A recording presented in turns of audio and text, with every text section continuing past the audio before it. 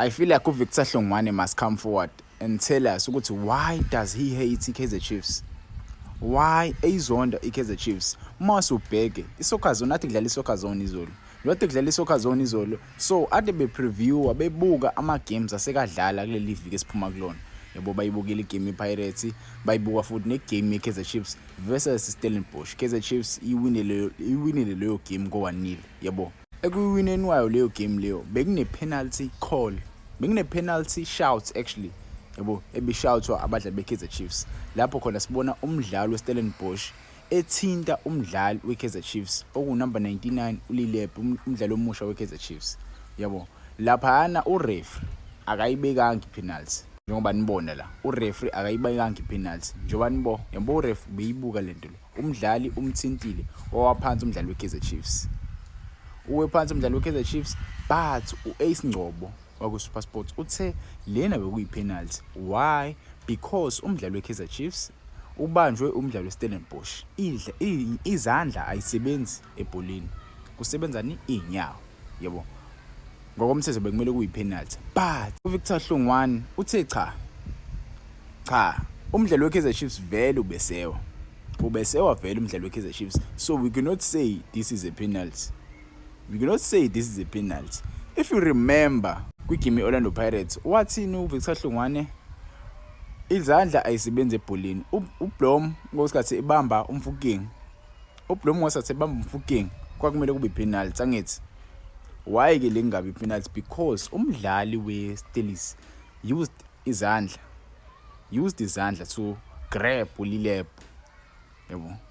But ke singesazi.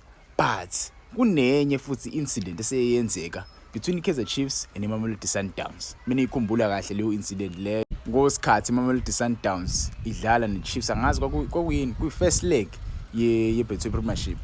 Yabo first round. Lana siyambona uRibeiro unjani uoffside. uRibeiro uoffside.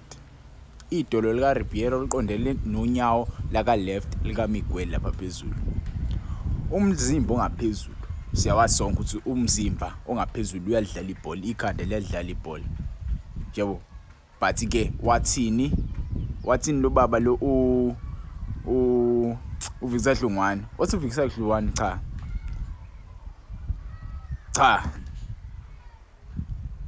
Akusiyona offside le. Yebo. What is a clear goal?